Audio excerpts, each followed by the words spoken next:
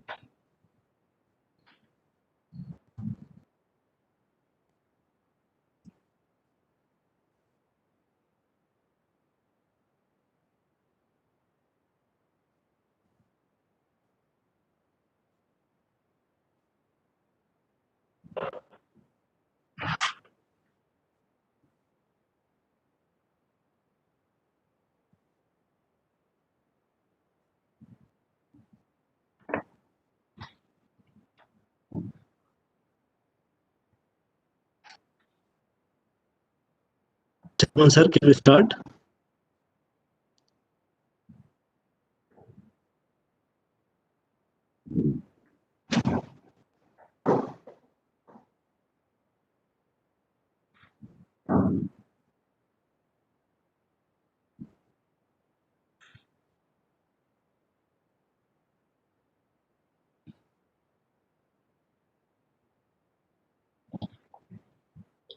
All the Cisco WebEx users are requested to mute their audio and video.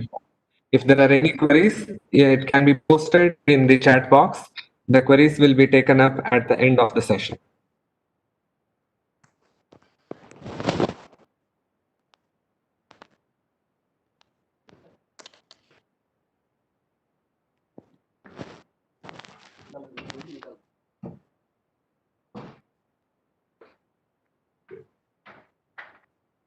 Namaste, sir. Sir. Ravishankar, BMSIT.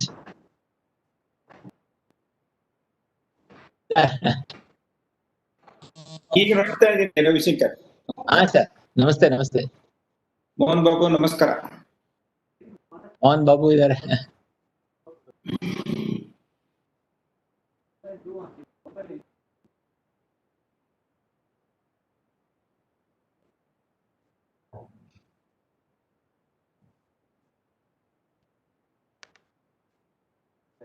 Dr. Prashant, later on you'll have to allow me to share my slides. Yes, sir. You will be made the presenter, sir. Yeah. Yes, sir. Sure, sir. Dr. Jyoti, please make Dr. Sridhar Makam as the presenter. Yes, sir.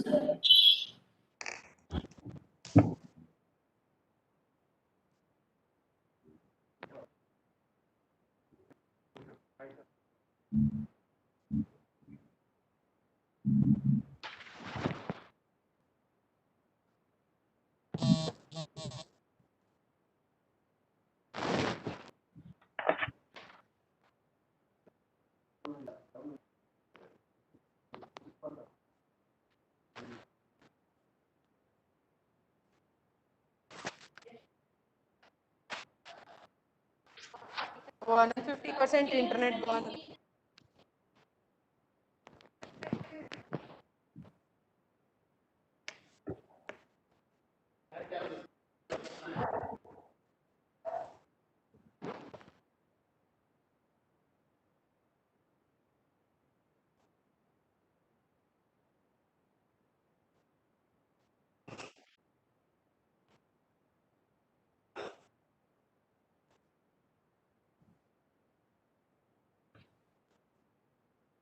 All the Cisco WebEx users are requested to mute their audio and video.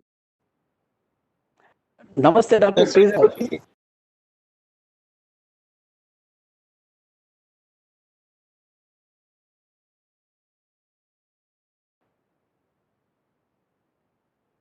To share, Jyoti. Yes, sir.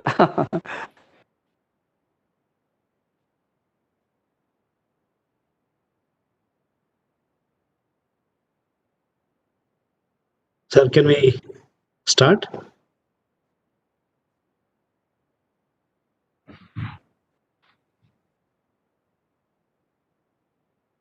Sir, Chairman, sir, can we start?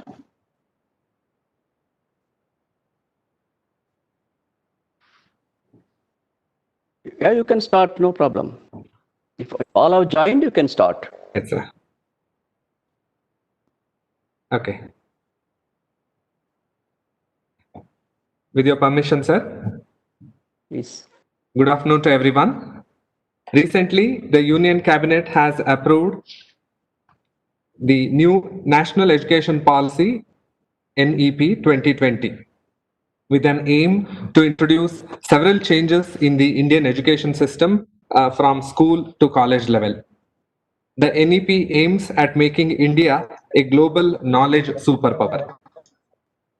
Outlining the major shifts in NEP, Prime Minister Mr. Narendra Modi said that while the previous policy laid stress on what to think, the emphasis will now be on how to think.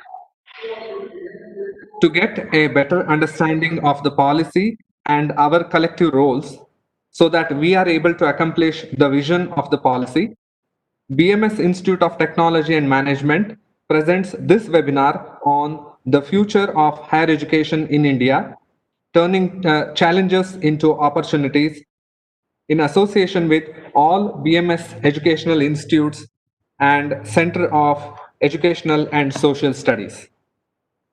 I'm Prashant Athavale, faculty member at Electrical and Electronics Engineering Department, BMS Institute of Technology, and will be the host for this webinar. I welcome all of you personally and on behalf of the coordinators for this event, Dr. Sunanda Dikshit and Dr. Vijayalakshmi GV.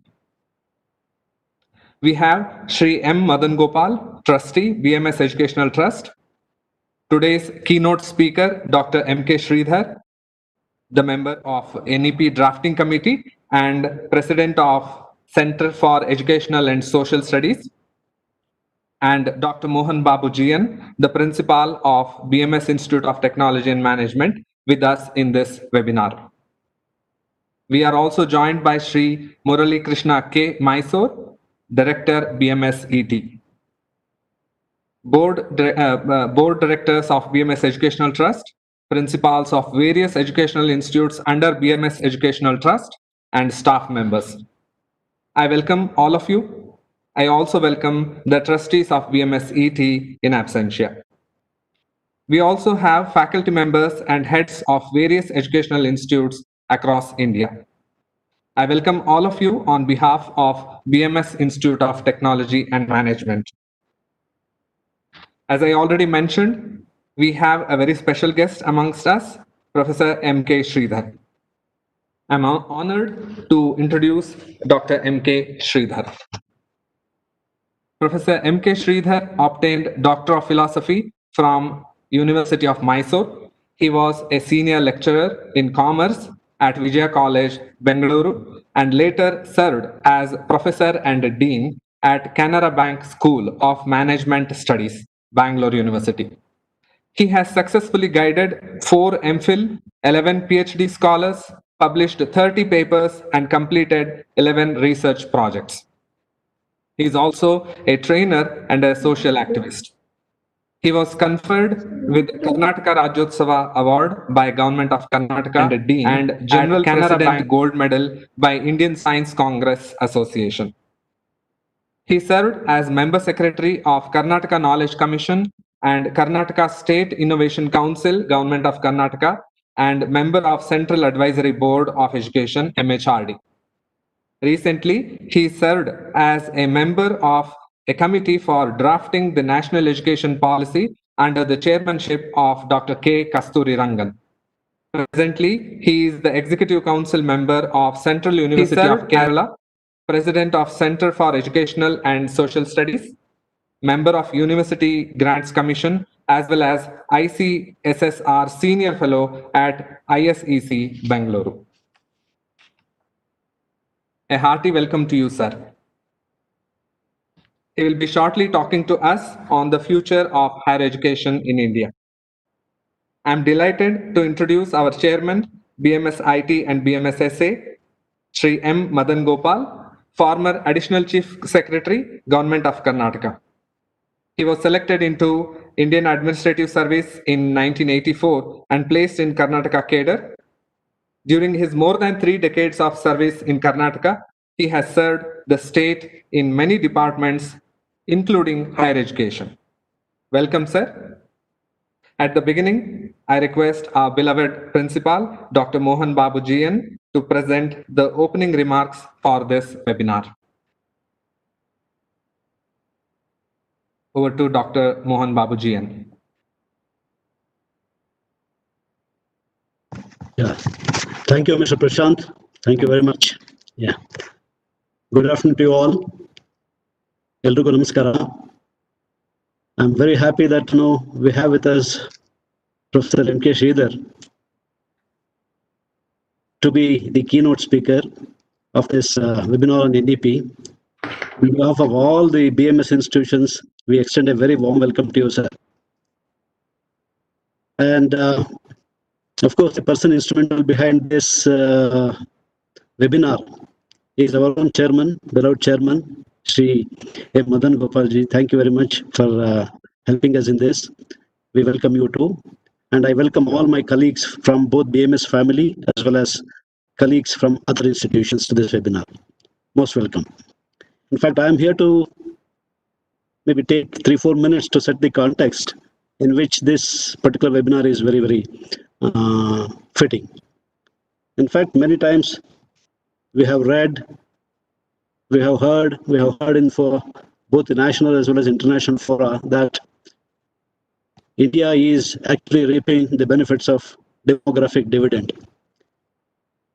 In fact, we have the largest working population in the country, in the world. That's what we keep saying. To be specific, demographic dividend implies that the proportion of the working population in the country, when it exceeds the proportion of the dependent population. Working population is normally seen as, age between 15 to 60, and anybody beyond this, that is less than 15 and above 60, is generally seen as dependent population. That way, if we look at Indian total population of 135 crores, should be around 62.5 or even more. The working population should be. That's the kind of a size of the working population in this country. That means they're capable of working. Now, many reports say that almost about 8 million, about 80 lakh people get added to this seeking jobs every year. And several other reports also say that about 55 lakhs, 35.5 million of them have found jobs, maybe gainful or not so gainful, but they seem to have taken some kind of job somewhere. That means every year this another 25 lakh people get added to this pool, but without employment there. This is on one side. What triggers me is we talk of industry 3.0, 4.0 and so on. If you look back, 3.0, industry 3.0 was largely to actually or rather a large-scale automation of most of the human skills that we were engaging in. Rather, it took away a lot of jobs that were involving human skills, human touch there. Now, we have industry 4.0 coming. When we have industry 4.0, lot of those jobs which are still available for us after 3.0, the jobs which involve some kind of a human touch and also intelligence, they were available to us and we actually shifted to them quickly after 3.0. But now 4.0 is threatening that also.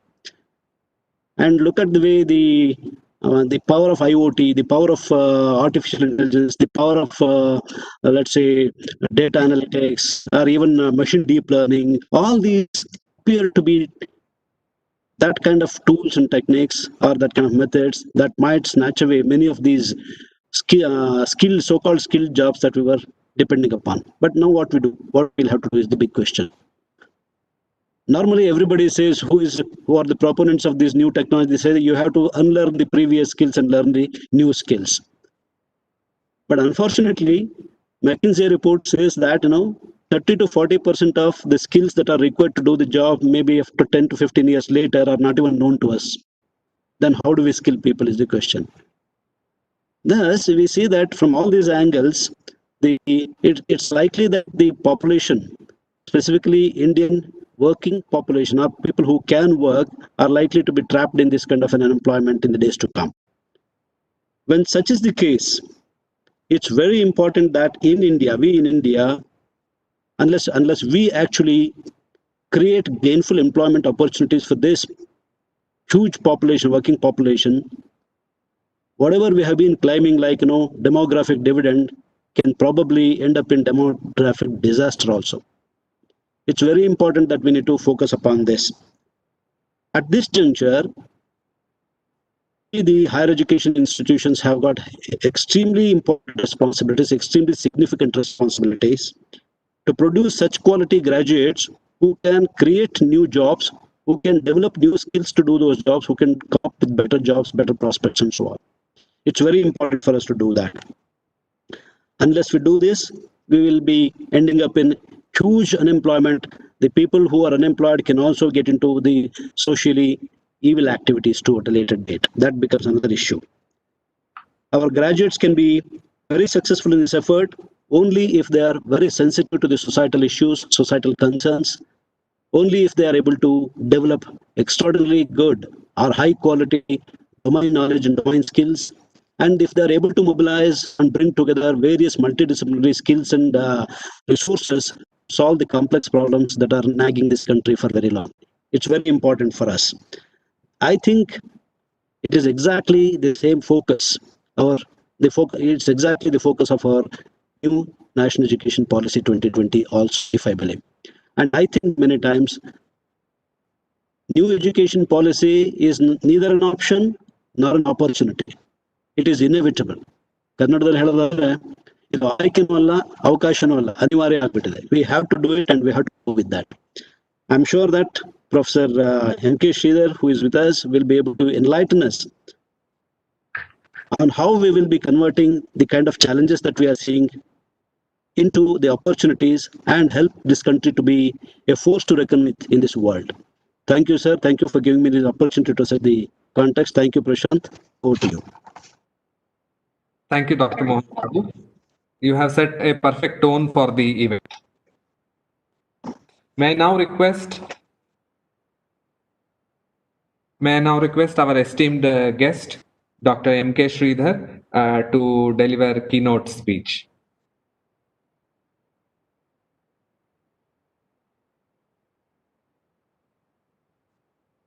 ಎಲ್ಲರಿಗೂ ನಮಸ್ಕಾರ.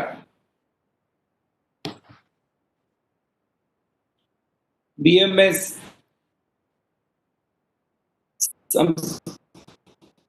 ಶಿಕ್ಷಣ ಸಂಸ್ಥೆಗಳ ವತಿಯಿಂದ ಈ webinar ಇದರಲ್ಲಿ ಭಾಗಿಯಾಗಿರುವಂತಹ ಪ್ರಾಂಶುಪಾಲರಾದಂತಹ ಹಲವಾರು ಜನ ಪ್ರಾಂಶುಪಾಲರು, ಸಾಕಷ್ಟು ಜನ ಮುಖ್ಯಸ್ಥರಿದ್ದಾರೆ. ಆದರೆ ನನಗೆ ಪರಿಚಯ ಇರುವಂತ ಪ್ರೊಫೆಸರ್ ರವಿಶಂಕರ್ ಅವರೇ, ಉಳಿದ ಎಲ್ಲ BMS ಸಮೂಹ ಸಂಸ್ಥೆಗಳ ಎಲ್ಲ ಪ್ರಮುಖರೇ, ಅಧ್ಯಾಪಕರೇ ಮತ್ತು ಬಂಧುಗಳು,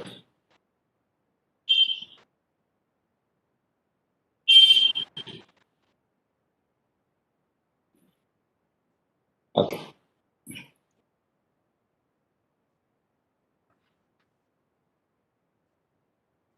One minute. Kindly give me a minute's time.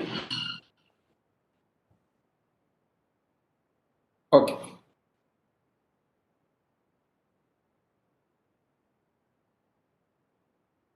I think this webinar is a good initiative of the BMS group of institutions, thanks to Sri Madan Gopal, who will do everything with passion. And when we spoke to each other, then he said, why not you come for a webinar like this?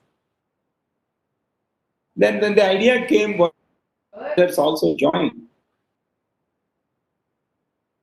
He immediately got into action and organized this.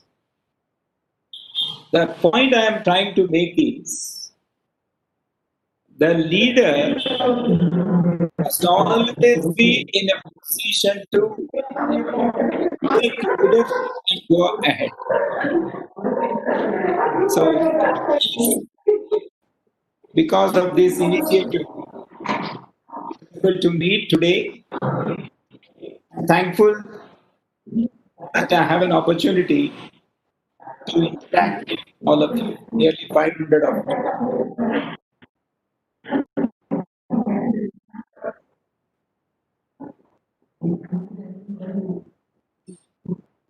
I think the principal, Dr. Mohan Babu, while mentioning about the context for this policy,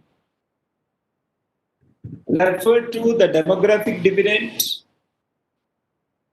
and the entire scenario with regard to employment, jobs, and things like that. Now, let me respond that this policy no doubt caters to the employment and job, which is nothing but living, but actually goes beyond that.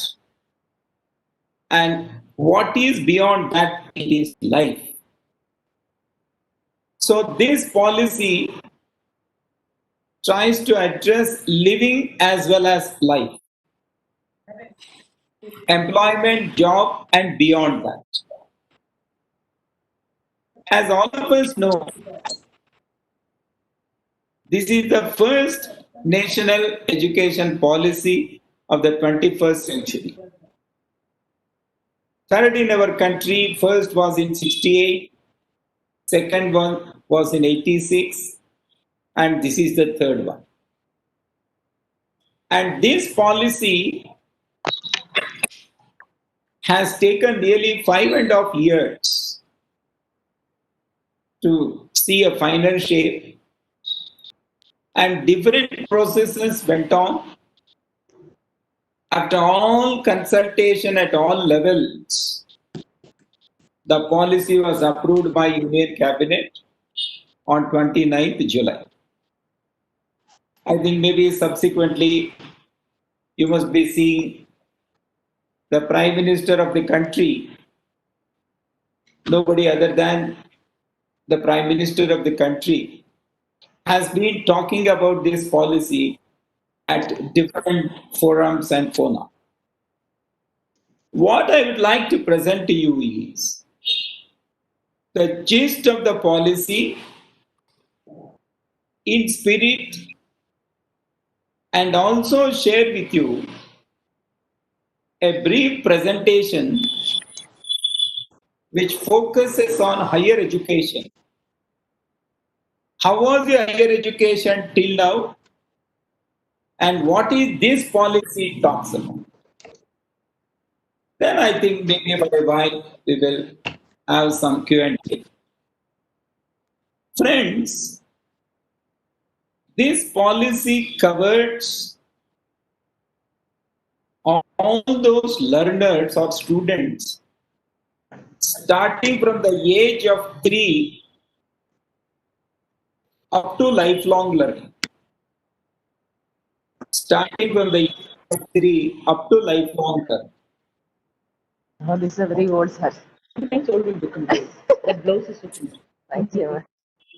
My battery is completely gone. That's why I have come to... At least rescue for All are requested to kindly mute their microphones.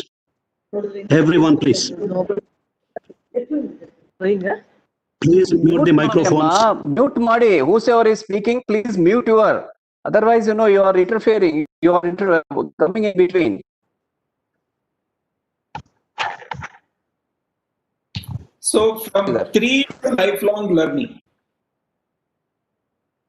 Suppose if you say, who is left out from the policy?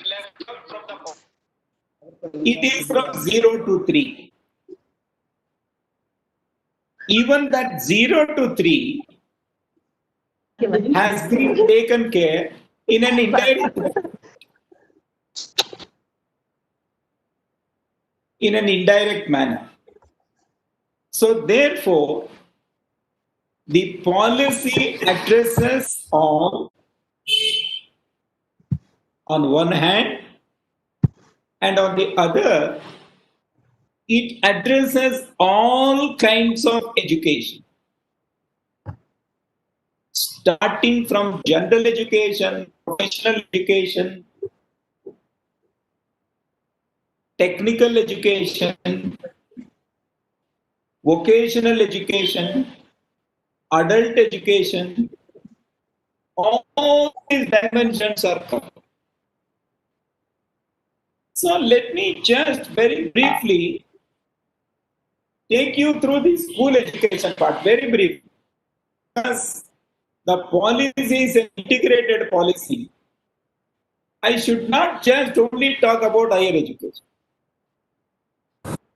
What the policy says is, starting from the age of 3 up to the age of 18, 15 years of school education. And that 15 years has been divided into 4 phases. And that is where you must have heard about the numerical 5 plus 3 plus 3 plus 4. The first 5 years, next 3 years, next 3 years, and the last 4 years. And by the time that the child comes to the age of 18, you are completing school education. Subsequent to that is higher education. What is this 5 plus 3 plus 3 plus 4? The entire curricular and pedagogical methodology has been designed in such a way, keeping in view the age groups of the children.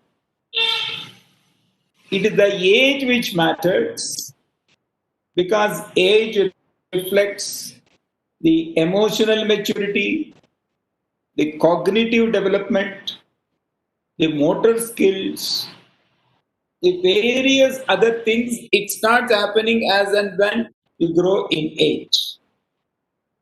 There may be exceptions.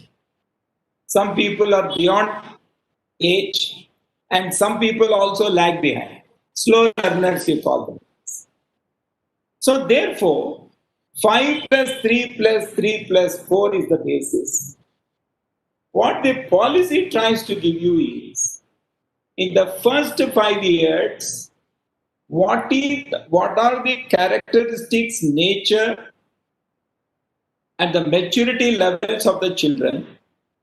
Accordingly, what kind of education, what kind of curriculum, what kind of pedagogy? This is what it says in each of the phases. And the policy very clearly says, friends, that the first 5 years is the most important part of the development of the child. The first 5 years. If there is any one thing which is extremely emphasized in the policy, which is very critical for whatever kind of thing that you are thinking, it is the first 5 years.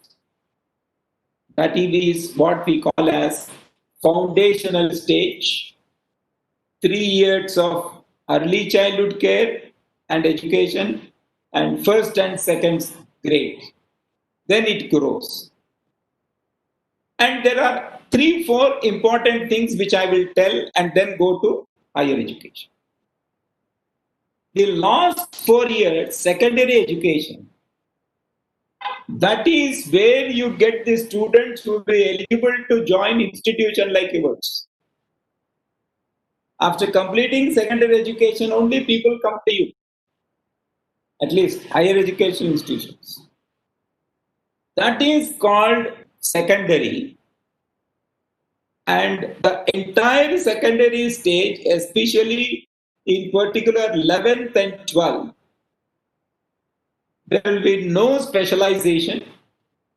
So in the entire school, starting from age 3 to 18, there will be no specialization, but there can only be some choice.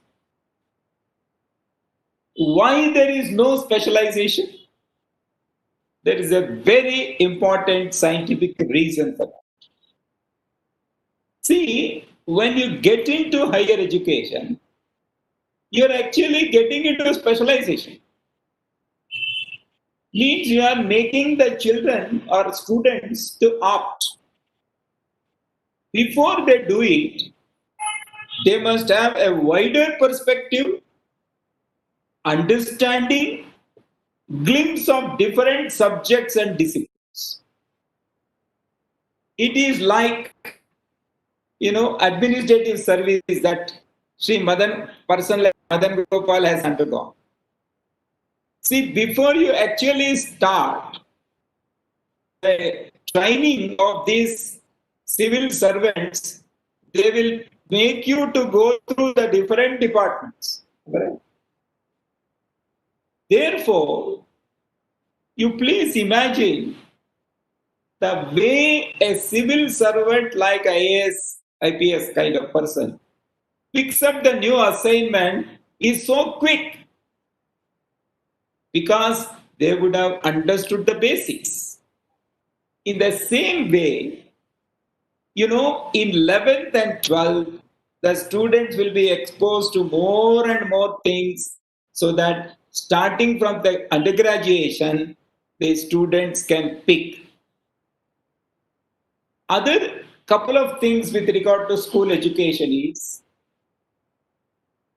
the hard separation of curricular, co-curricular, extracurricular, arts and science, academic and vocational, all that is being removed. There is only one thing called school education, and the progress of a child is 360 degree, and they are exposed to vocational education from grade 6 onwards. Even the coding is also being made to learn from 6th standard onwards. And there are a lot of things which are said about, school education. A new curriculum will come, and the teachers will be 4-year integrated program qualification for teachers. This is what I call as school education as per National Education Policy 2020. And what I will do is, with little background,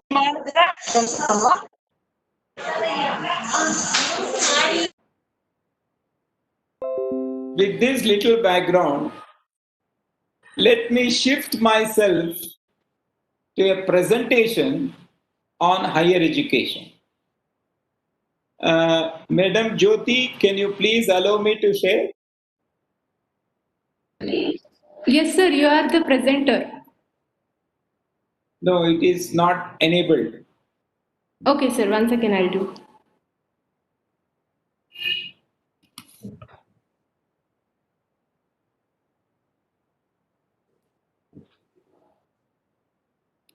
Try now, sir.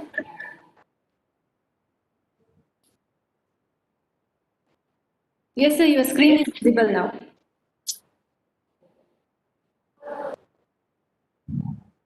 Let me take you through. I don't want to explain everything and then allow, but as a kind of a approach that I am following is, with regard to higher education, how are things till now and what does the new policy say? So, what I am trying to say is what is the focus of this policy?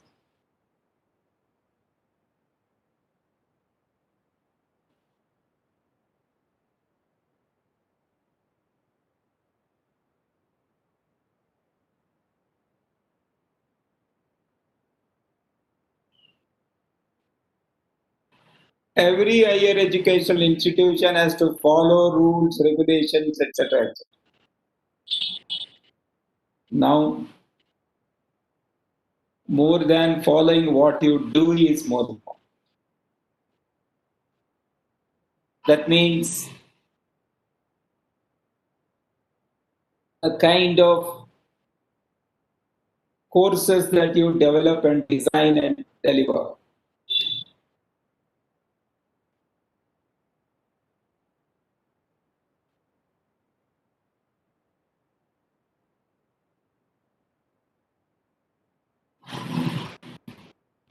The kind of courses you design, deliver, and deliver.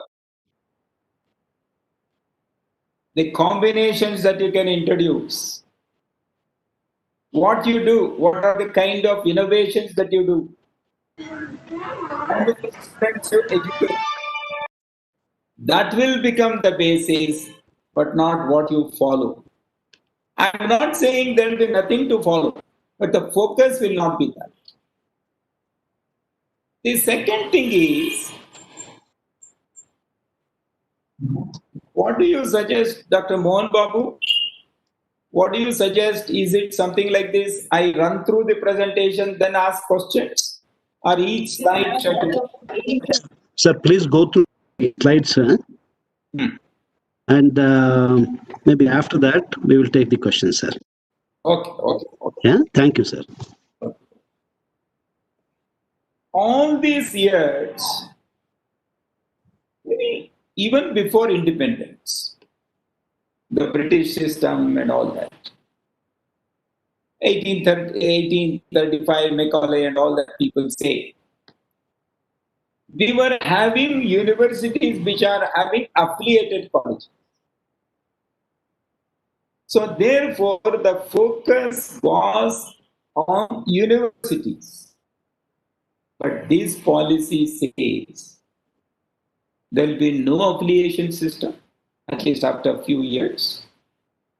And every college will become autonomous to the extent that college will not only become autonomous, it will also have degree granting power. It must be bigger in size, it must be multidisciplinary. So the focus was on universities, now it will be on colleges. That means the focus will be on BMS College of Engineering, BMSIT, BMS Law College, BMS Women's College, BMS whatever the number of institutions. Third, you please see how used to be the regulation. It was very heavy. Heavy, when I say heavy, too many things to be complied with. Suppose a university team comes for inspection, a kind of checklist, whether you have chalk piece, whether you have this book, that journal. It used to be a huge list and on every dimension. But what actually is the regulation, it used to be very loose. There used to be heavy, but very loose. The focus of this policy is light regulations. Light. Light means you will not be regulated on everything. You will only be regulated on very critical things. For example, financial prudence, your best practices, whatever that you have declared in your website in public domain, to what extent you are following. Your governance model. Like this, very few things will be regulated, and whatever that limited things, there will be very, very tight regulation. So these are three things, then we will go next. So if you want to ask any question, please make a note, or you can send whenever I am explaining.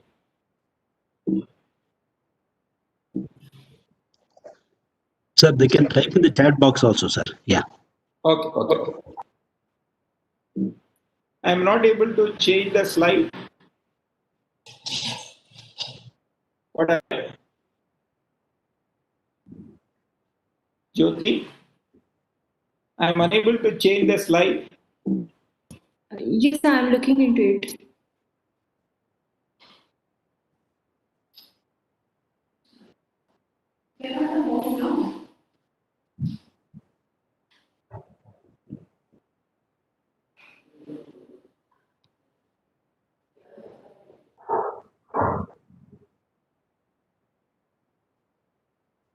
I think some brush has come here onto the screen.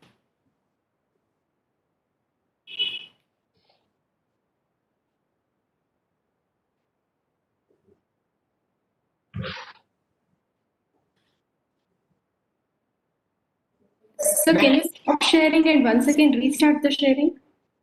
Here everything is fine.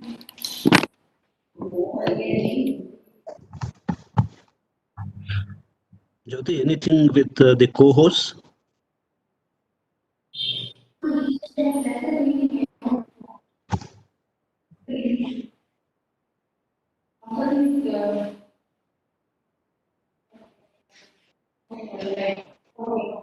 Now I think it is fine. No, it's not happening.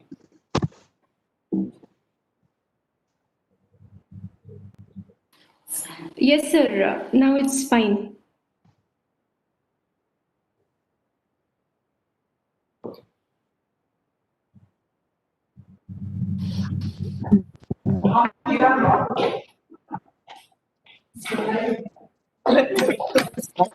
Regulate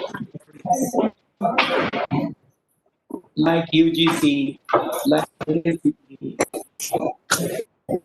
NCTE, Council of Architecture, Indian Council for Agriculture Research. There are so many bodies. They are all regulatory bodies. Now, if you take each of these regulatory bodies, the characteristic is that every body used to perform various functions. Like what? Regulation, funding, in some cases accreditation, and in most of the cases it is standard setting. All functions were performed by the same body. We felt that is not the right way. If you have to have a tight regulation, you must have that focus. You will have to focus on funding. And you go deeper into funding. You'll have to focus on accreditation. Then you go deeper into accreditation. What all is needed?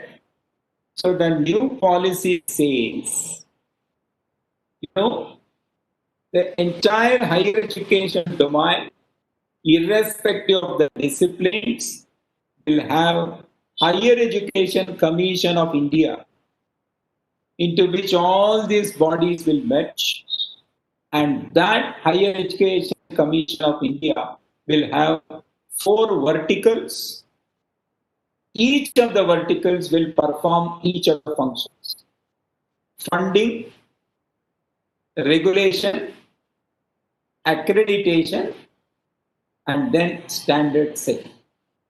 So there will be no vested interest that you try to get into it, and there will be complete professionalization and specialization of functions. Rigidity and flexibility, especially if you take undergrad program. You can't do this, you can do only this. If you take science, you'll have to study only science and all kinds of things. You will have to take the exam only before so and so period. You must have this, you must have that. Everything was so rigid. Now it is flexible. Now, let me give you an example. See, the entire undergraduate program will be designed in such a way that there will be nothing like Science, BSc, BCom, BA, BCA kind of things. It is called undergraduate program. And depending upon the combination of subjects that each institution offers, you can opt. You can have a major and a minor, and sometimes 2 major and no minor, sometimes 3 minor and no major. Any kind of thing you can have. And there is no restriction. You can have that flexibility. See, to the extent that actually Dr. Mohan Babu raised an issue with regard to employment and job and things like that. What is the structure now? The university prescribes some syllabus. We have to take mechanical engineering. The entire VTU. There may be exception for autonomous colleges like yours, possibly. But otherwise, generally, the subject prescribed by university has to be offered by everybody. That's all. But now you will have flexibility. And not only that, if there is, the undergrad program will be 3 or 4 years, you will have some kind of certification at the end of every year. That is what I call as yearly certification.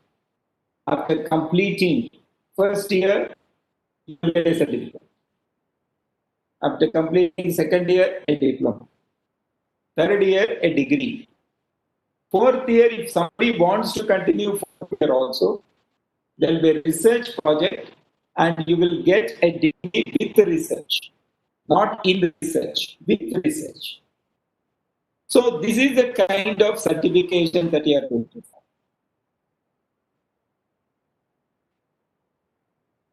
See, please see the discipline based.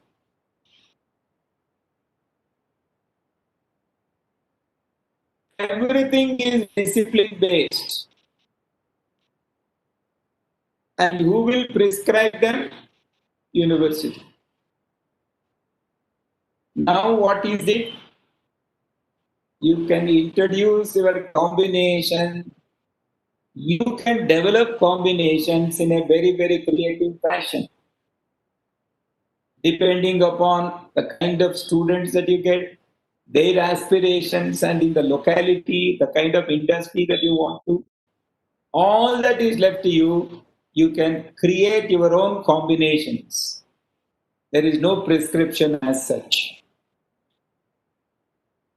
And if somebody wants to enter the course and exit the course, lot of restrictions with regard to the entry and exit. This used to be the case. Now, multiple entry and exit is so easy. As long as you have academic bank of credit, you can exit and rejoin whenever you want and continue from where you have stopped. It's all based on credits. The syllabus has changed, the regulations have changed, nothing of that sort. Not only from your institution, from any institution, anywhere in the country, you can ask for credits. You can take a break for a couple of years, come back and pursue. That is what I call as lifelong learning. So therefore, there is multiple entry and exit. I'm talking of a strategy of push and pull. What the institutions and universities used to do is, whatever programs that they offer, they used to sell it to the students.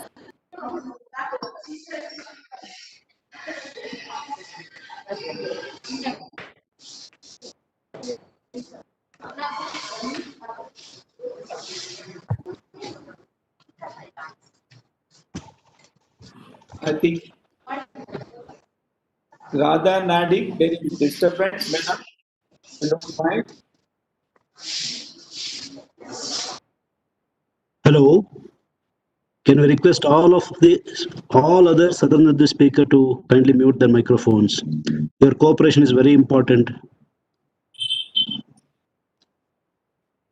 In marketing management, in marketing, there is a selling concept, there is a marketing concept.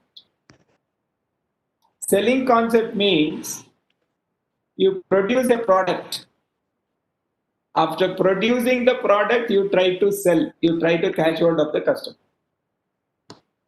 But in marketing concept, you don't produce. First, you try to identify what are the requirements of your customer.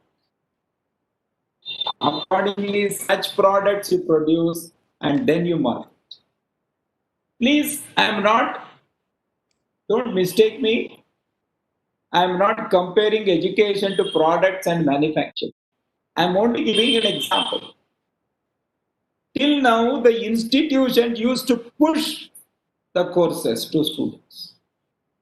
You have a design, you have the combination. This combination of students, come on, whoever is coming. Now the strategy will be, I am going to offer a creative combination. This is the major that we offer, this is the minor that we offer.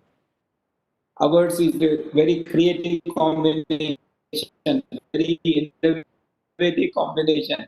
We have brought in the skill component, we have brought in the vocational component. We also have a lot of value additions. That will be the basis to attract students. So it will be a pull strategy. It is not a push strategy.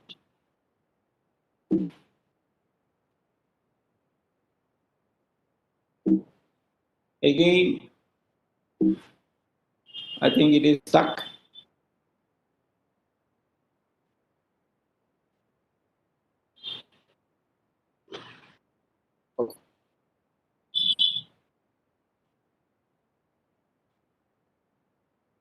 If you want to continue the course, the eligibility for continuation used to be a pass or fail.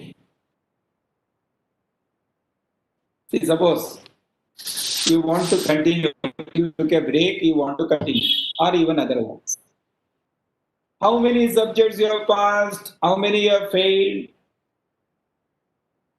That is a kind of approach. Now, have you earned so many credits? Then you are eligible.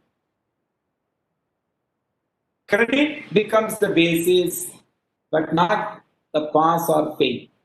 But if you want to earn the credit, there is some basis. Fine.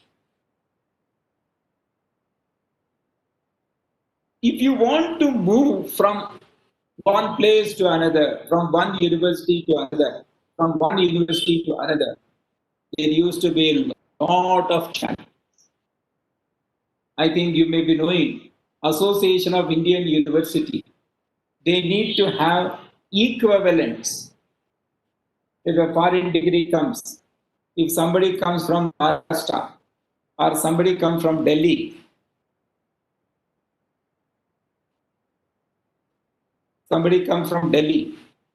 then what subjects are there, what is to be done, everything that used to be the basis. Now there are a lot of opportunities for mobility.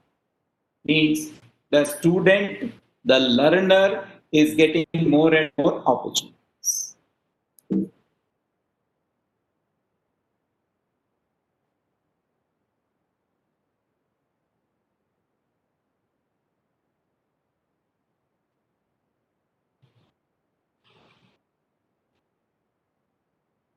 affiliation recognition of the university for a college. ಸರಿ ಮಾಡಿ sir ಇದು meeting ನಡೀತಾ ಇದೆ meeting ಬೇಕಾ?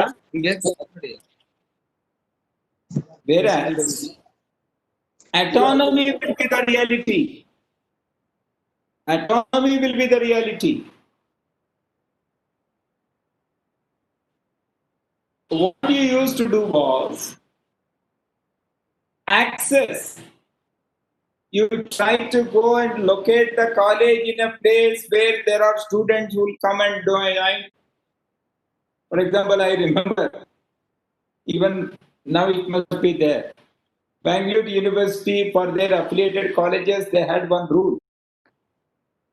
If there is already one college in a particular locality, if you want to start a course in a college nearby, you cannot start a course within so much of diameter of that college, kind of a thing.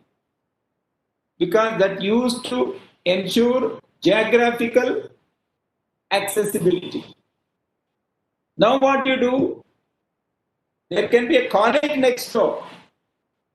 College can be there in another street nearby.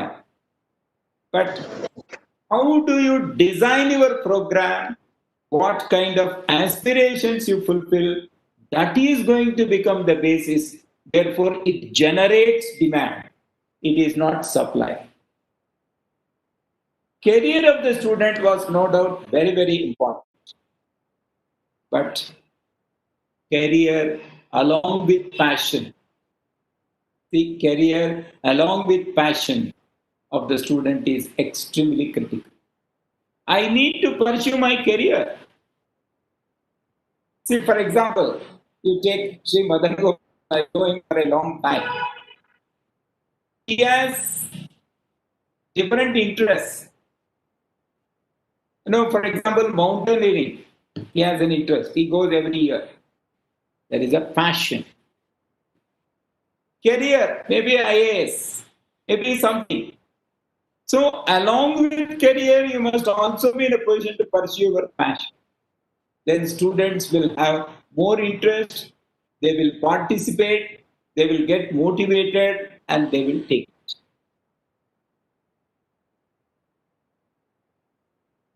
It is not choice of subjects now. It is choice of combinations. The kind of combinations that you introduce. And teacher, in a typical affiliated situation, is an agent who carries out teaching. But teacher has no role with regard to design of the courses, syllabus, question paper setting, valuation. There is no role for teacher.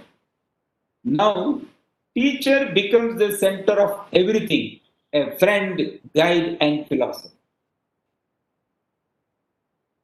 And, you know, the entire focus will shift towards pedagogy.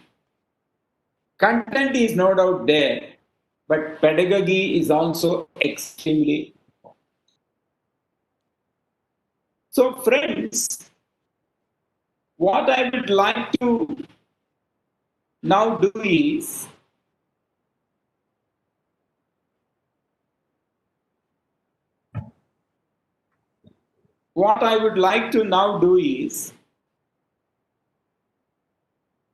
you know, I have shared a few things to you. Depending upon the questions that come, I will start answering. Over to you. Dr. Sridhar sir, I have a request. Please. I want Sri Madan Gopal also to speak now, and maybe together the questions can be taken up later. Okay, that's fine. Thank you, sir. We congratulate you and also thank you as well for the national education policy. We will take up the questions after the remarks by Sri M. Madan Gopal. May I invite Honorable Trustee BMSET and Chairman BMSIT, Shri M. Madan Gopal, to share his thoughts on the occasion.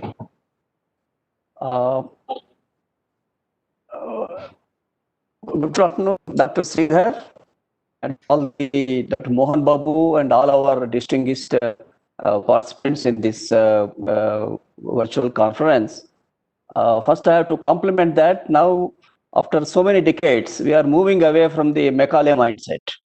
This is the time of this is the need of the hour, because moving away from the Macaulay mindset is a very critical, because why I'm saying that, those of are aware that the Nalanda University is the oldest university system in the world in India. Now we having such oldest university system in the world in India, we were made to feel that we have to learn something. Yes, nothing wrong in learning, but unless my learning has to be based on my own strengths. So with these words, I have to compliment the Dr. Sridhar and the Dr. Kasturi Ranganji and the Government of India in ensuring that this policy got a timely approval. Secondly, a point I would like to mention is that since I was in Commissioner Public Instruction, I was also Executive Director of DPEP, and I was also Executive Chairman of Sarva Shiksha Abhiyan. So with my experience in the school education, I feel the toughest task is out of school children, because we have done various experiments handling the out of school children, because there is a non-formal education methodology, they have residential school system.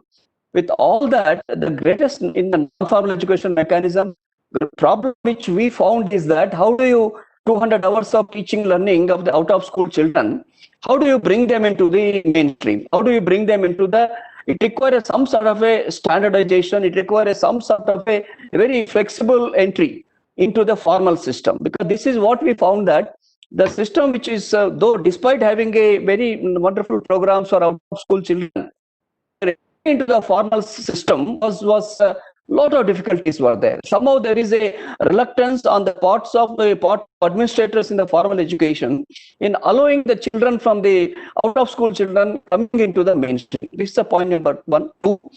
And thirdly is that which I have to say that one important aspect, because the research is concerned, because now focus into many of the universities. I've been the registrar of a central university in Hyderabad. I was also worked in HRD, Government of India. I found that most of the research is in applied sciences. Applied sciences, yes, wonderful, it is required. It is required for the growth of the nation, etc. But what about the research into the basic sciences? I found that a very, very few of the professors, academicians, are entering into the basic sciences. If you compare with the research facilities in US or Europe or Israel, the focus which they are doing into the basic sciences, which we are not able to do that. I'm sure the new education policy will throw light onto that, promote more research into the basic sciences, because unless basic sciences, a fundamental research comes into that, it will be difficult. Fourth important aspect I have to say that all of us are aware, whether it's a Kothari Commission, whether it is Yashpal Commission report, one recommendation made in the new education policy is that the single discipline universities, like a technical, a medical, agriculture. Now, unfortunately, in Karnataka, we have a horticulture university, fisheries university. This type of the specialization, I defeat the whole purpose of education. That's what the Yashpal committee report categorically said, that because now many of the universities, whether it is Karnataka University, Mysore University, Bangalore University, where BA, BSc, BCom is offered, they are deprived of the expertise from other streams, from a law stream, from medical stream, from engineering stream. In the past, we used to have Mysore University had engineering colleges, medical colleges. There is a lot, and now going back is very difficult. I am saying that recommendation is excellent, but how do we go back into how do we convert a single discipline universities into multidiscipline universities? This is going to be a great challenge. Finally, I have to say that in the 1986 new education policy, at that time I was in education department. I was the director of mass education. I was also director of public libraries. I was also director of vocational education. I was holding a additional charge. At that time, certain far-reaching changes have come. But one important promise which is not fulfilled is that investment. 6% of GDP, because this is recommended by a Kothari Commission report, Yashpal Commission report, even new education policy 1986, also mentioned that I'm saying not just increasing the budget. I'm saying that how do we systematically invest? I say that social sectors, thinking of some of the departments, they think it expenditure. It's not expenditure. I call it an investment. Because an investment, your returns in a social sector is much more higher than the returns in the construction of buildings, bridges, railways. Obviously, that is also required. I'm saying that investment, whatever this GDP 6% are talking about, don't call it as expenditure, call it as investment. Which channels? Now the idea is that as university system focus will be on the colleges. They require the resources.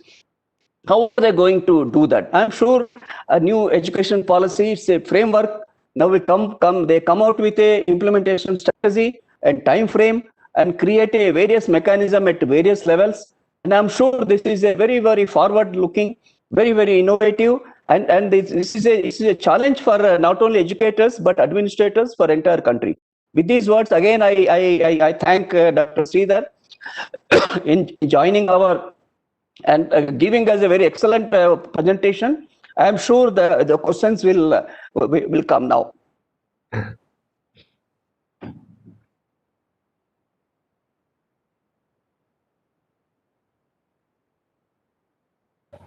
Sir, good afternoon.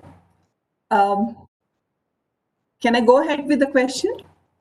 Yeah, maybe you can introduce yourself, madam, and Sure. Good afternoon, sir. This is Dr. Mamta Raj, Director from BMS College of Architecture. It was a very interesting presentation and very neatly, simple, crisp, and we could understand it in totality. Thank you so much for that wonderful presentation, sir. Now, coming to the architecture discipline as such, architecture is a discipline which almost encompasses most of the aspects like society, economics, art, technicalities, technical subjects, and many more, geographical, most of the things. So to put it in a nutshell, architecture is a multidisciplinary one, and it becomes much more stronger when it takes all these disciplines into it and tries to address the society and the built forms that come into the society. So I'm sure this NEP 2020, where we need to have other disciplines also with a huge basket of various subjects coming in, provides a very good opportunity for the students to know in which direction they need to go. And I feel it's a boon for the architecture discipline in a big way. My only concern was, this is also a discipline, like similar to most of the other disciplines, where we strongly have interaction with the industry, which is a major component. Though the industry interaction happens, apart from that, we also would encourage the students to have professional training in the industry before the completion of the degree, so that they get a complete gamut of what the program is all about. So now in this particular NEP, where does this professional training component stand? Is it left to the colleges, or how does it? Dr. Mamta Raj, let me clarify to you. In the proposed Higher Education Commission of India, Council for Architecture will be part and parcel of that. Number one. That means the regulatory architecture that is being planned in entire higher education includes architecture. The Council of Architecture will only be professional standard setting body, but it will not be an educational body. Profession, architect as a professional, what are the standards and all that, the COA can set it. But with regard to education, it will be Higher Education Commission of India. That is first one. Second, the kind of industrial training and other things that you asked, because this is a highly industry driven or industry friendly kind of an area. Once there is autonomy to the institutions. How do you design your program is in your hands. See, for example, as Sri Madan Gopal was telling about basic science, your institution can identify your priorities. Within a higher education qualification framework, there will be a higher education qualification framework that will come from Higher Education Commission of India, General Education Council. There will be General Education Council. They will come out with higher education qualification framework. Within that framework, your institution can design. If you want to include industrial training, if you want to include placement, if you want to include any other thing, you can design and offer. Now what happens, if you have to do, you'll have to take the permission of the concerned university, the center, council for architecture, and so many things. Now you will be the master of, the institution will be the master, but within a framework, you can do it. So actually, this facilitates more and more creativity and innovation with regard to the courses, pedagogy, etc. I hope I answered your point. Yes. Thank you, sir. Thank you, Dr. Mamta Raj. I have another question from Dr. Mohan Babu himself. The question is something like this. Private higher education institutes have played a significant role in the expansion of higher education in India for last 3 decades. The new educational policy suggests that they need to provide excellent academic and non-academic infrastructure, pay faculty and staff well, and provide scholarships. That is from 25% to around 100% waiver of fees to at least 50% of the students. All these call for huge investment and expenditure. The national education policy also insists that the higher education will be decommercialized and non-profiteering. How do the private higher education institutes arrange for funds? Are they not conflicting objectives? We want to know your comments on this. I think there is one. Sorry if I make this remark, please don't mistake me. There is an inbuilt contradiction in the question. Are we trying to say that only when there is commercialization, the private institution will be in a position to offer all this? See, what we said is philanthropic private, yes. Commercial private, no. But then the question is, how do you differentiate between philanthropic private and commercial private? That is where your regulatory mechanisms come into picture. So therefore, private players and private institutions will also have the same regulations as that of public institutions. And you are given that kind of autonomy with the help of which you will be in a position to design and offer. And one more thing that we have said is, I don't know whether you have observed this. We are actually propagating, the policy is propagating for large universities and colleges. It should not be a college with 50 students, 100 students, 200 students. See, you must have larger size. That is primarily to ensure 2 things. One is multidisciplinary on one hand, second one is the viability on it. Then only you will be in a position to do it. Third, let me tell you, Professor, see, I think we have also reached a state wherein the four walls of the institution should also be broken. For example, BMSIT. If you start offering the programs, not that everything you will have to do it. You can always tie up or collaborate with another institute. They will offer some programs, the credits of which you can count in your students. Suppose you are strong in something, your credit the others can take it, and there can be some arrangement. So like this, you're also trying to go out of this. That's what I said.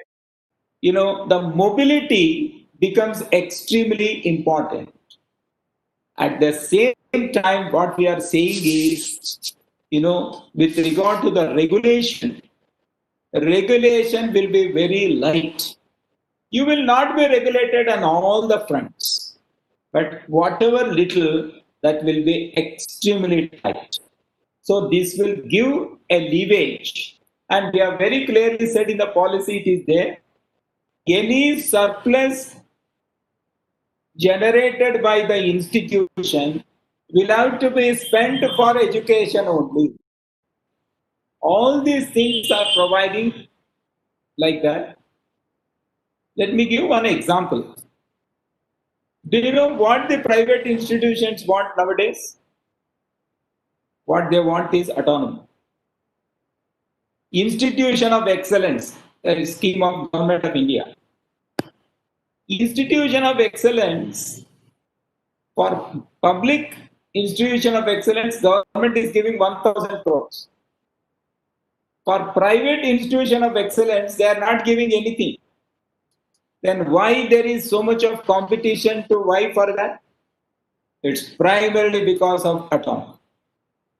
So therefore, if you have that autonomy, I think genuine private players, I'm not saying you spend from your pocket, genuine private players, philanthropic in nature like BMSI, BMS and groups like that, they'll come forward and do it. And you can always have the size little more so that you can have that viable. Hope I answered your point. Yes, sir. Also, it was economies of scale pointing it. Yes, scale. Yeah. Sir, since you mentioned about the autonomy, I have a question by Sri Murli Krishna K, our director BMSET. There is, I quote, over a period of time, it is envisaged that every college would develop into an autonomous degree granting college, and a group of colleges under same umbrella would develop into a university. So if this is the proposal, then those who are planning to apply for the autonomy or being a private university, should they wait or can they proceed with the plan? I don't know the time frames and the implementation. It will take some time, you know. See, policy has come. Now it is in the process of discussion, dissemination, etc. And I think Ministry of Education Commission of India, that bill has to come. That has to be passed by the Parliament. It will take some time. But what I feel is the kind of three kinds of institutions that you have said. One is a research intensive university, teaching intensive university, and multidisciplinary large autonomous degree granting colleges. These are the three that we have said. We have not said anything private, anything public. I think we need to come out of this ownership mindset. Who is the owner is not the point. What is that you are going to do? So therefore, and we have also said, it is not hard and fast classification. If you are at a particular place, then it is a continuum. For example, degree granting autonomous college can become a teaching university teaching intensive university. What is teaching intensive university? The focus will be on teaching. At the same time, there will be significant research. What is research intensive university? Significant focus will be on research, but there will also be a teaching. So therefore, you can grow up the ladder. And second point, what I would like to clarify is the entire approach of public-private may have to disappear in the light of the policy. So will there be private universities and public universities and things like that? We need to wait and see. But I am not able to take a call now itself, and I am also not the right person to take it.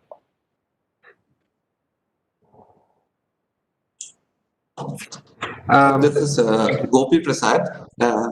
Thank you for that short and very concise and very beautifully well done presentation. I think we got most of the points, but I was a little bit interested to know about how certain universities are operating within integrated programs. For example, we have this program on certificate, diplomas, and bachelors, and then you're saying bachelors with research. What would happen to programs like MTech and PhDs? Would there be some kind of a bridge course, or some of that can be kind of made into an integrated courses? Would you throw some light about that, sir? See, what we have done is, Dr. Gopi Prasad, the policy has tried to focus very much on undergrad program. That is where 80% of our enrollment is. And we have slightly come out with something. But we have also said, if a student complete 4-year undergrad, there will be 1 year masters. And if student completes a degree of 3 years, then there will be 2 years master.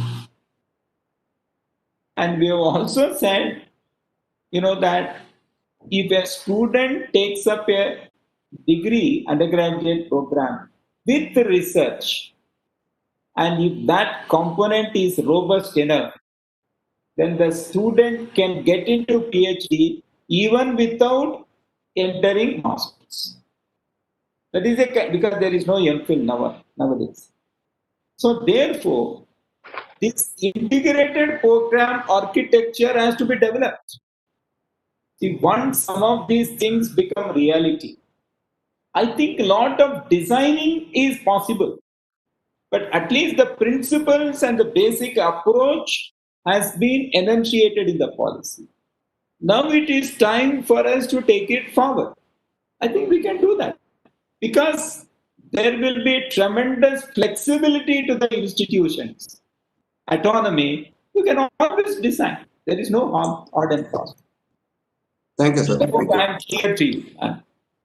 Yes, sir. Thank you. One of the... Can I speak? Hello. Sir, can I speak? Yeah, please go ahead. Sir, this is Dr. M. Geeta Sri, the HOD of Hindi Department from BMS College for Women. Sir, under this policy, when the institutions have been given the choice of going into for autonomy and framing their own syllabus structure and all that, where do the languages stand, sir? Because basically I'm teaching Hindi. I just want to know about the status of the Indian languages, especially Hindi, sir. Because if the students are given an option to choose the major and the minor subjects, so won't the languages be a little sidelined? No, actually it will become the mainstream, doctor. Okay, sir. Let me tell you how. Yeah. See, nowadays, the entire structure is done in such a way that you prescribe the subjects and you offer. Yeah. Yes, sir. Somebody who is interested in that, who has no other go than to take that only will come to you. Now, with the kind of a structure that we have suggested, you need not have to offer Hindi as a major. Yes, sir. Hindi can always be offered as a minor. There will be more and more students will come. So therefore, what I feel is, we are thinking, this kind of a question I have come across Dr. Geeta Sri in other forums also. In fact, somebody used to ask me, sir, social sciences क्या हो जाएगा? कुछ नहीं हो जाएगा, ज्यादा उनको महत्व मिलेगा, क्योंकि let me tell you, if somebody is interested only in Hindi, they will used to take. Now, those who want to make career in others, but who have flyer for Hindi, will take this. But then the challenge before the teachers of Hindi and the academicians of Hindi is how well you develop it, how well you design it, how well you deliver it, and how do you attract and create that aspirations among students. Let me tell you a small example here. I know a professor of philosophy, and he used to work in a research institute, but somehow he took a call and he joined one private university. And everywhere philosophy is always expenditure kind of a thing. No students, nothing of that sort. And every institution will feel, even public universities feel, that is a burden. Employing a professor of philosophy is an expenditure for them. But this professor of philosophy, whom I am referring to, he is so creative. He started converting that philosophy courses into some courses which he started offering to foreign students who come from outside. And he could make money, and he could contribute to the kitty of that private university. He could generate income. So therefore, it gives us an opportunity. That's what your title of this webinar is also, how do you create opportunity? That is possible. Please look it from this direction. It is possible, madam. Yes, sir. I think then there's a great challenge for the Hindi teachers, sir. It's a great challenge. It is a challenge, yes. I agree with you. Yes, sir. Yes, I sir. need to change. I cannot afford to be like what I used to be. Yes, sure. I need to stand on toes. I need to take the challenge head on. Then only it is possible. Is it only to tell the student, you take challenges and we will be all right? No. For me also to take the challenge in this sense. Yes, sir. That's Second thing, the entire school education as well as higher education, we have said that Indian languages have to be given more and more importance. Higher education must also be offered in various languages. Material has to be prepared. More and more language skills have to be developed among the school children. There is a national mission on literacy and numeracy. Literacy is primarily linguistics, am I right, madam? So therefore, it will blossom provided we make use of the opportunity. Hello. Yes. Thank you, sir. Thank you, sir. Yeah. Prashant over here. Can we request all the participants not to say post live questions? We had shared a form, prior to this. Some questions are over here. Dr. Sridhar sir, one of the provisions in the is the foreign universities being allowed in India. This is in tune with the policy envisages restructured higher education system. So, how is the concern about the commercialization of the education system being addressed? This is somewhat in tune with our, one of our attendee, Dr. S. Satyanarayana from RVC. See, can you hold on a minute? I need to tell somebody something. 1 minute, please. Sure.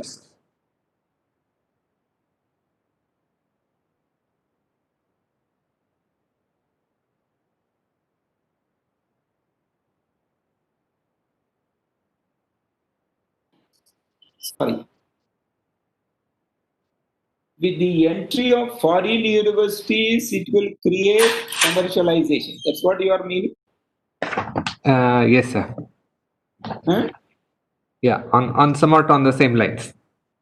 Okay. See, there is no blanket permission for foreign universities to Tom, Dick, and Harry. You have very clearly said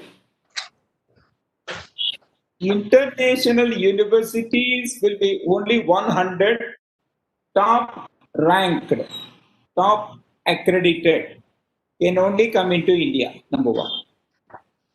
And they can always have twinning program and all that is possible. Everybody cannot get in, number one. Second thing, in addition to that, we have also said that Indian universities and institutions should also go out and offer the kind of programs which are unique to India. That also we need to do. This is called internationalization at home. Means you need to allow them with your conditions, but you must also encourage and promote our own unique things to the entire world also. And you cannot say, I will only export, I will not import. That is not fair enough. We will only have our education to go abroad, but we will not allow them to come in. The entire issue of commercialization, what you said, your regulatory bodies will take care of that.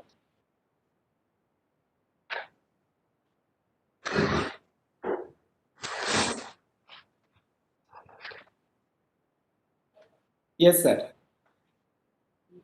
Prashant? Yeah. While drafting the policy, did the committee take any other country or policies as a standard or benchmarks? See, let me tell you, we have not taken any country's policy as benchmark, but we have looked into the education policies of more than 30 countries of the world. We had actually a research team, a young research team to this committee, which went into different countries, and the committee heard the presentation from this team and we considered it, but we did not take anything as a benchmark. That is very evident from the policy also.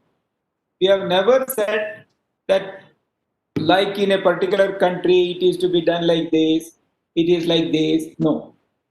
We have taken the spirit of all this, whatever is needed for our country, we have put.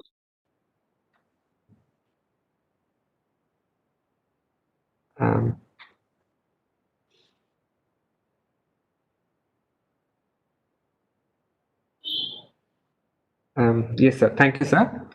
There is one more question from one Ms. Mousme from Christ deemed to be university. Why is MPhil being discontinued?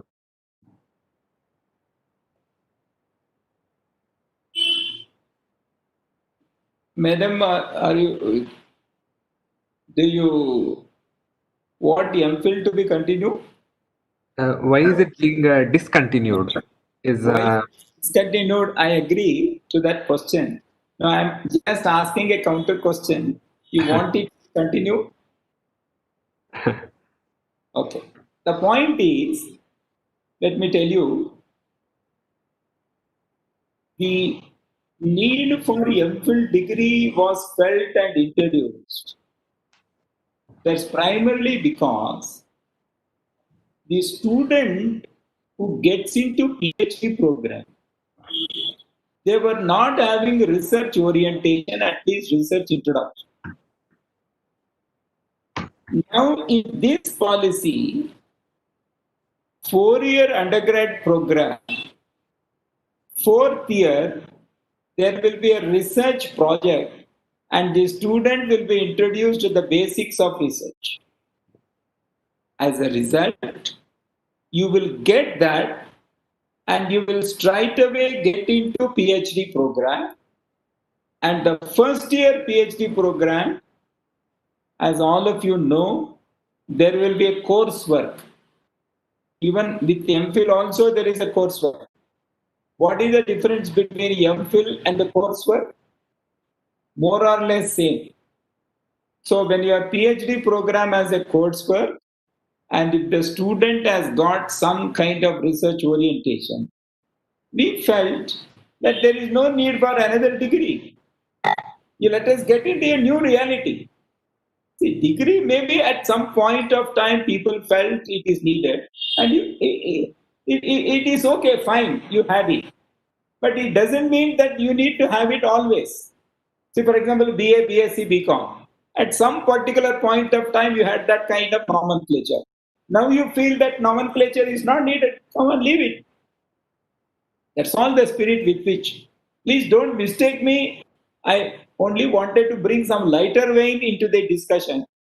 Do you want it to continue? That's only, nothing else. Yes, sir. Maybe partly you also answered some questions related to the BSc and the MSc courses also. There is one more question in the chat box itself by one Professor Sridevi. Can this new national education policy be a guiding force to reduce the gap between capabilities of students studying in government-run schools and corporate schools with respect to holistic development? She is maybe referring to the that is equal opportunity for both the category students over there. Yes, very much. See, let me tell you one thing. If you are looking at rural, that kind of, not so good, non-corporate, without any lot of hi-fi, without mystic thing. In fact, those students are extremely strong on values, skills, smartness on street, and adaptability, teamwork, and all these things. But till now, somehow we have not recognized all that. With this kind of a new structure which is coming in, you will have a place for all this. So naturally, you were only taking the number of marks as the basis, and English as the only basis for your promotion, rather.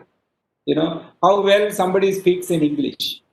Now I think with vocational being coming into the mainstream, the skill component coming into the mainstream, extracurricular activities coming into the mainstreams, even these students are having a lot of competencies will definitely see a better opportunity.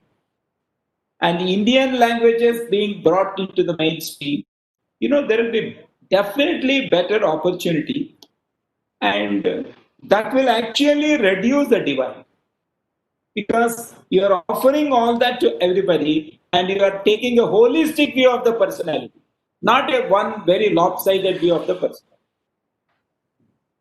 Okay, sir. Thank you, sir. Point well taken. Do you feel that the nation has sufficiently debated on the policy and welcomed the radical changes, or being carried away by points like just the mother tongue education and so on? No. Actually, see, this is the 61st webinar I am participating after the announcement of the policy. Maybe I must have interacted with nearly 50,000 people personally in this manner.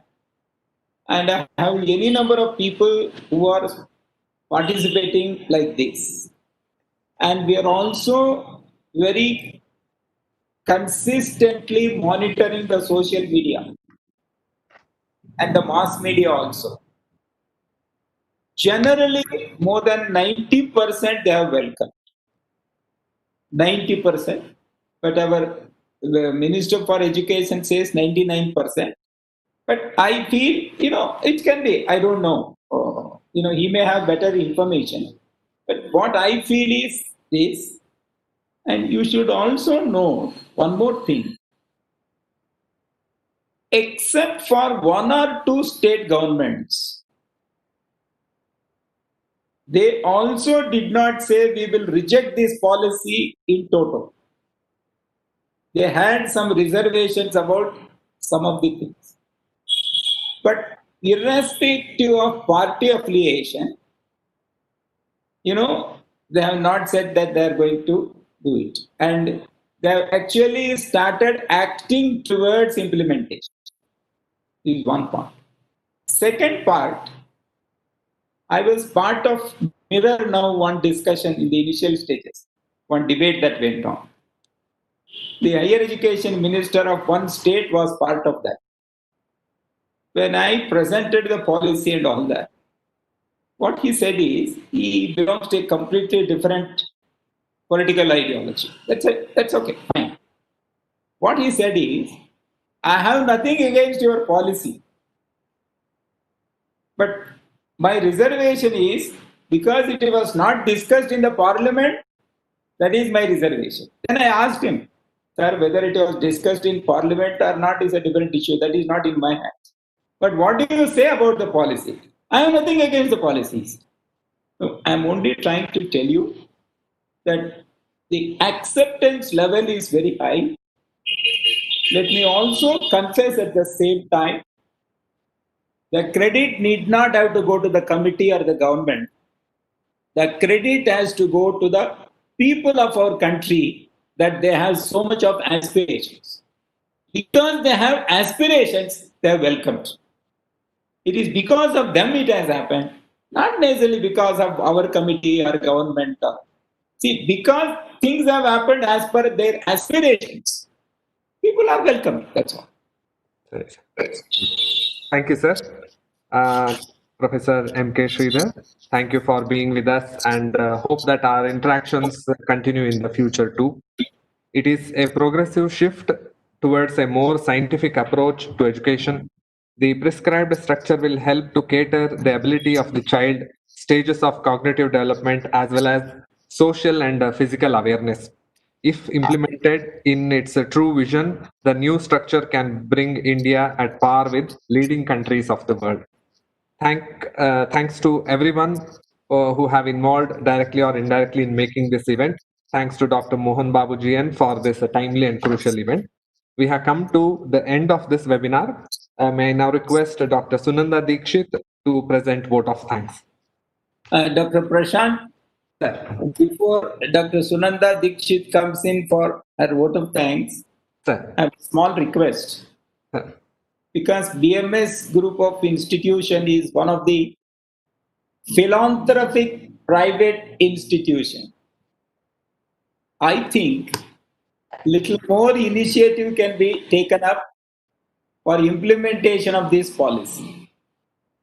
What I am requesting is, even before the government takes initiative, UGC comes in, the AICT comes in, state government comes in, my request is, at every institution level, can you constitute a small task force with young senior and juniors, little more proportion of young faculty, more proportion for young faculty, let them discuss and then start working how it can be implemented at their institution without waiting for the government.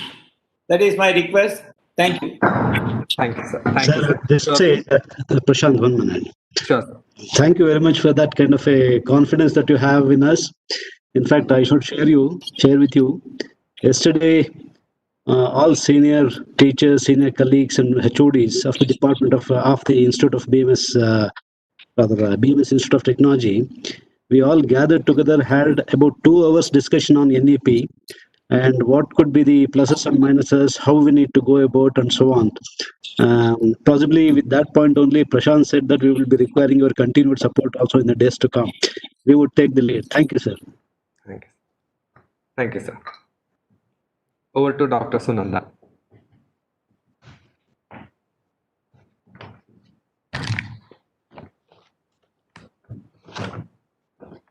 Greetings to one and all present here.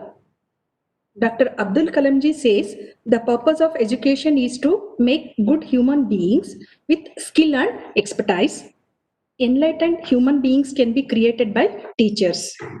I strongly believe changes in the education policy is one of the ways to provide the nation better students, professionals, and human beings. On behalf of our college, I would like to thank our keynote speaker, Dr. M.K. Sridhar sir, who graced us with his thought-provoking address about educational policy. Thank you, sir. We are all inspired by your great words. Thank you once again. Next, I would like to thank our beloved chairman, sir, Shri M. Madan Gopal, for his words of wisdom that radiated a source of energy within us. We are extremely grateful to you and we thank you for being with us today. Thank you, sir. Thank you. A special mention to our respected principal, Dr. Mohan Babu Jian, for being the catalyst and stimulated us to do our best and standing as pillars of strength. Thank you, sir. I immensely thank the BMS Educational Trust members, the principals, directors of BMS Group of Institutions and other colleges for their support in making this program a grand success. My heartfelt thanks to all our enthusiastic participants from BMS Educational Trust, BMS Group of Educational Institutions, BMS Institute of Technology and Management, and from various other colleges across the globe. An event like this cannot happen overnight. The wheels start rolling weeks ago. I require planning, a bird's eye for details. We have been fortunate enough to be backed by a team of very motivated and dedicated colleagues of BMSITM who know their job well. I would also like to thank our technical arrangement team who helped us in organizing this event. Thank you, one and all. Thank you, sir. Thank you, Dr. Sunanda. The recording of this whole event is being shared on YouTube, BMSIT channel, and there is this feedback form also. Participants, registered participants will receive the e-certificate once you back form. Okay. Yeah. Thank you, everyone. Jai Hind. Yeah. Thank you, sir. Thank you very much. Thank you.